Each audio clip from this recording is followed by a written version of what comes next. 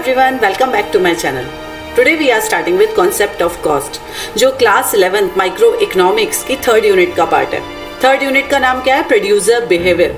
Producer behaviour में जो first chapter था दैट वाज प्रोडक्शन फंक्शन, उसके वीडियोस मैं ऑलरेडी अपने चैनल पे अपलोड कर चुकी हूँ. If you want to learn that chapter, go and watch those videos.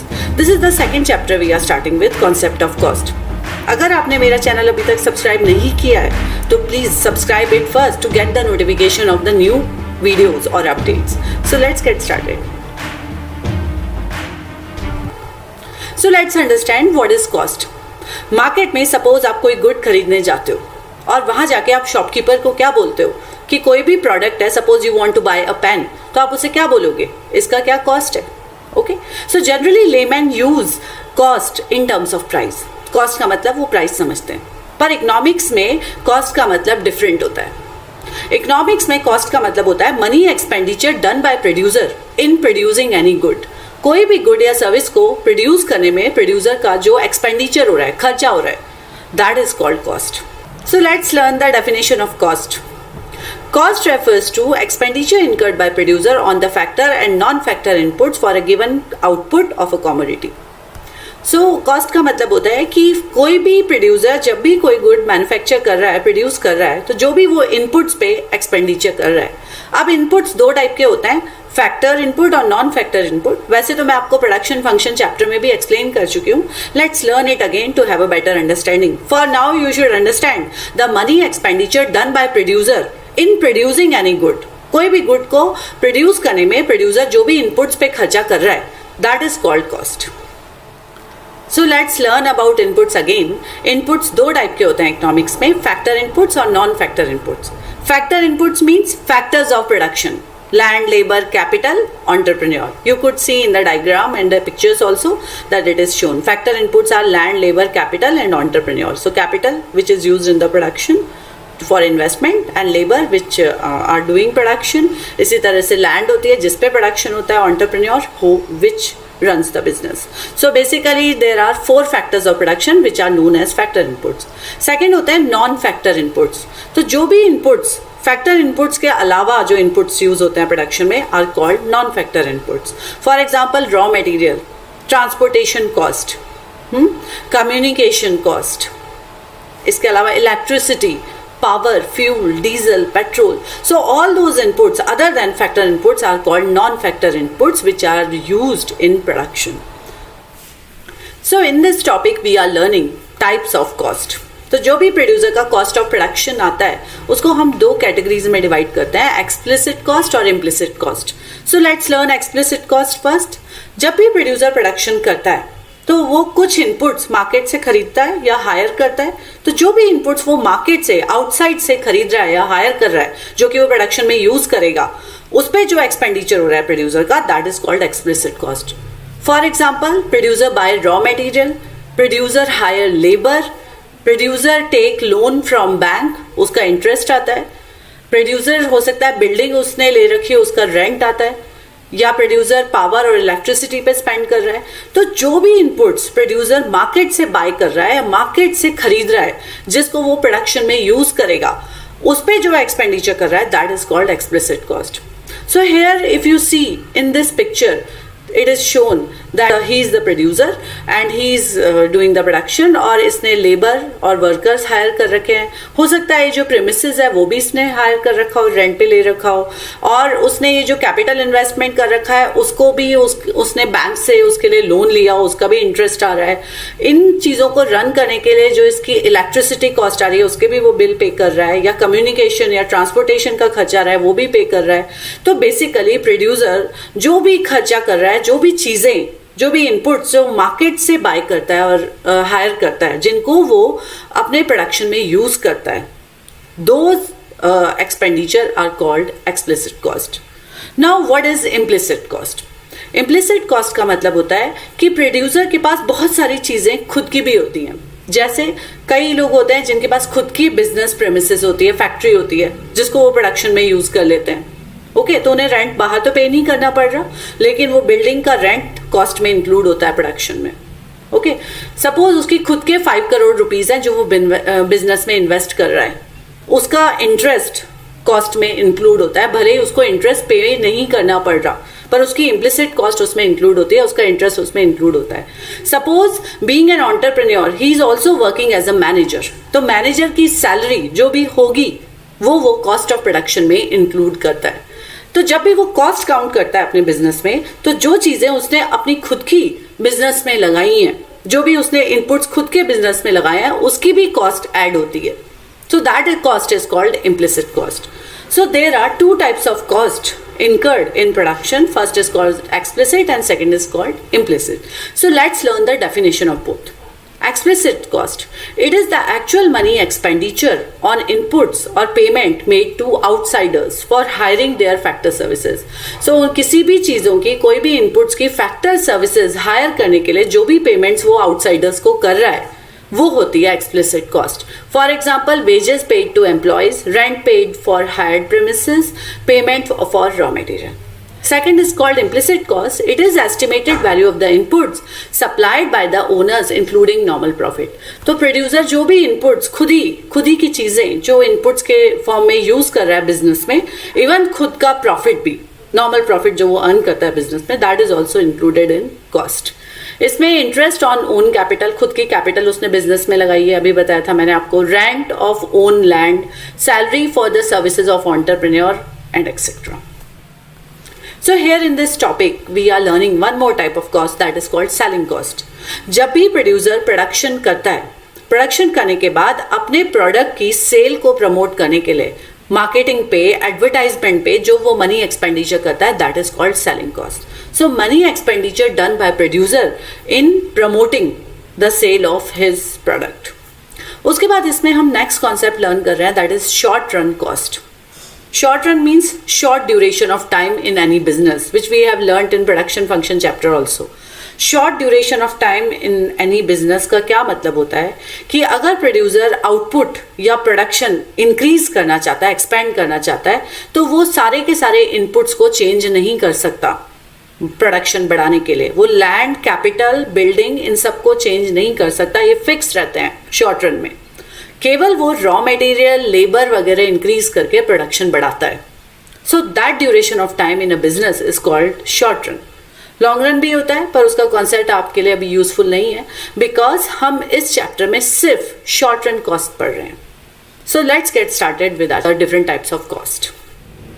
So the first type of cost is total fix cost.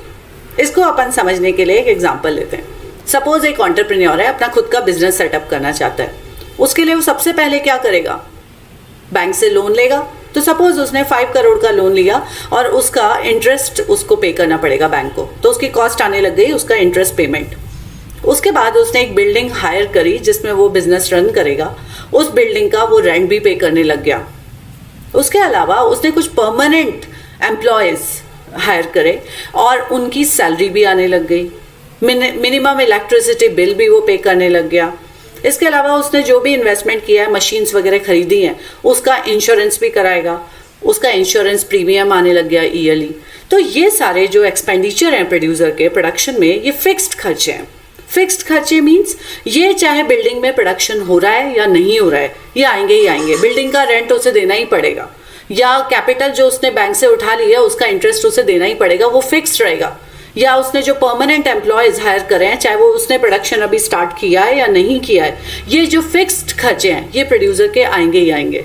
तो this cost in production is called fixed cost, total fixed cost. So let's understand this with the help of definition. It refers to the expenditure incurred by the producer on the use of fixed factors of production. तो जो भी fixed factors हैं, जैसे land है, capital है, building है, permanent employees हैं, उस पे जो प्रोड्यूसर खर्च कर रहा है, जो भी उसकी कॉस्ट उन चीजों पे आ रही है, that is called fix cost. Fix inputs पे प्रोड्यूसर का expenditure is called fix cost. Second thing is, fixed cost is those costs which do not vary directly with the level of output. Fixed cost वो होती है जो output के साथ direct उसका relation नहीं होता है, चाहे प्रोडक्शन हो रहा हो प्रेमिसेस में या प्रोडक्शन नहीं हो रहा है, फिक्स कॉस्ट सेम रहती है थ्रू आउट. तो 0 प्रोडक्शन पे भी उतनी ही कॉस्ट रहती है और 100 यूनिट के प्रोडक्शन में भी उतनी ही कॉस्ट रहती है, क्योंकि बिल्डिंग का रेंट है या कैपिटल का इंटरेस्ट है, ये प्रोडक्शन अगर प्रीमिसेस में हो रहा है या नहीं हो रहा है इससे इन्फ्लुएंस नहीं होगा. So fix cost remain same and it doesn't vary directly with the level of output.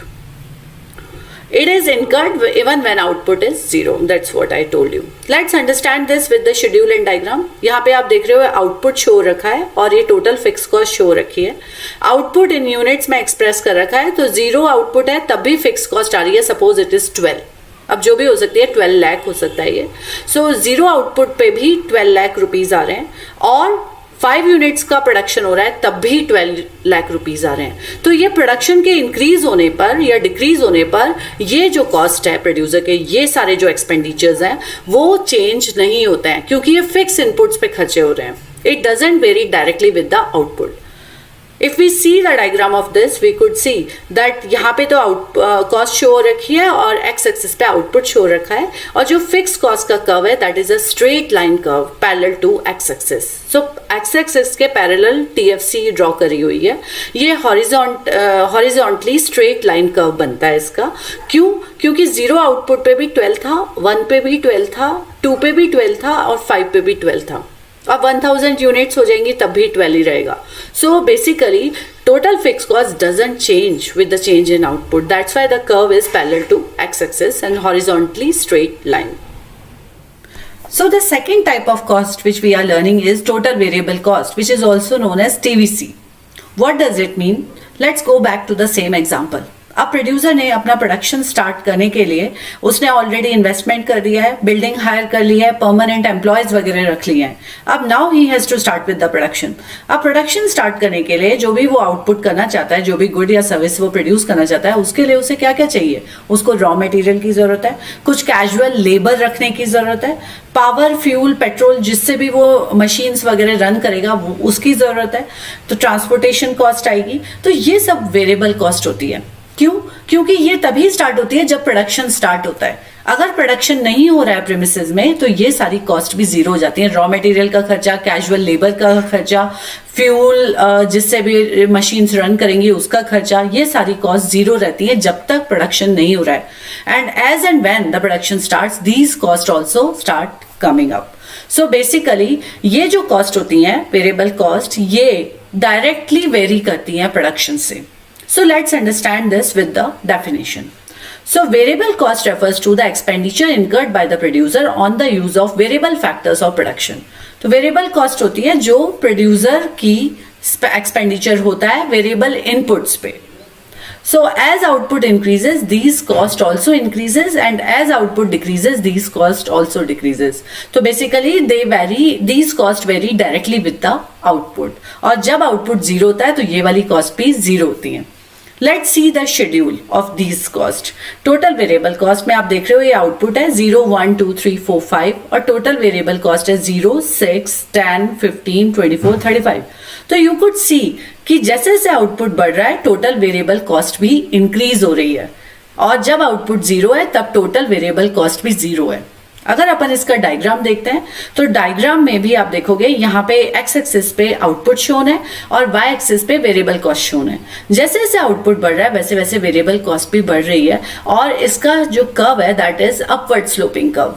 लेकिन इस कर्व में एक खास बात है, that is the shape of this curve.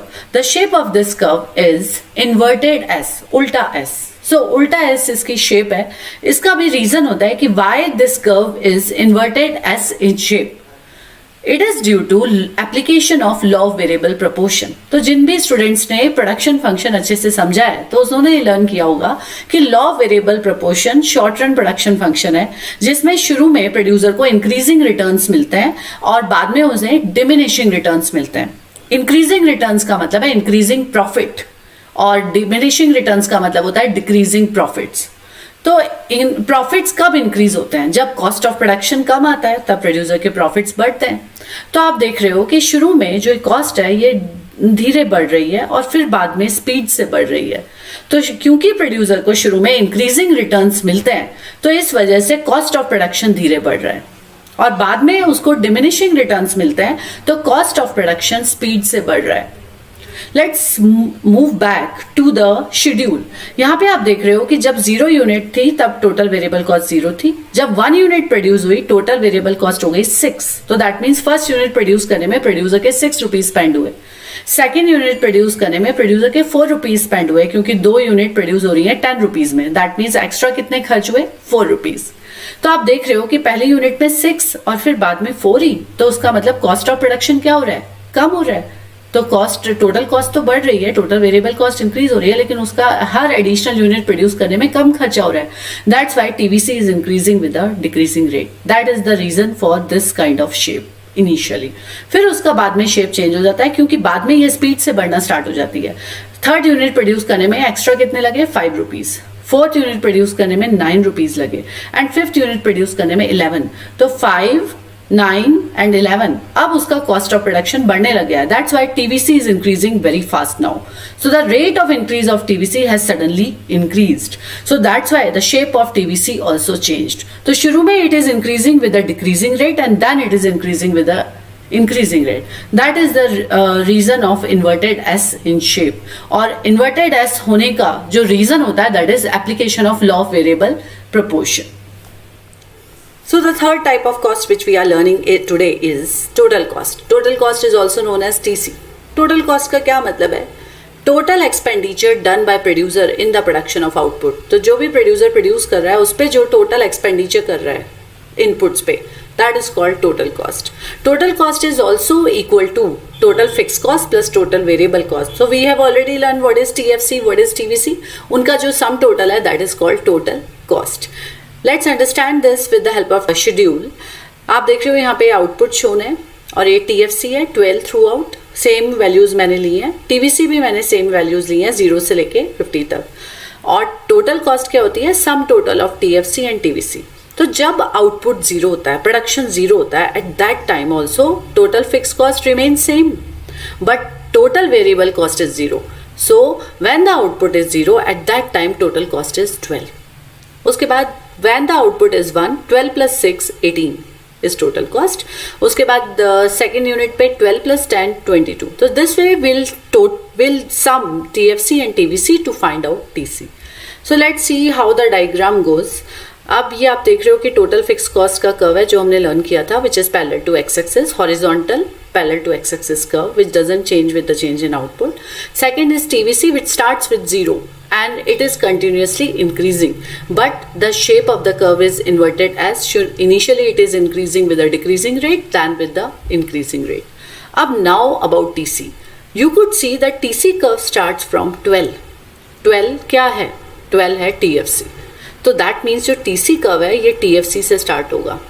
Okay और इसकी जो शेप है ये भी इन्वर्टेड एस बनेगी और TVC के पैरेलल ही रहेगी, क्योंकि TC क्या है? TVC और TFC का सम. तो अगर TC में से TVC माइनस करेंगे तो TFC आएगा which is a constant value.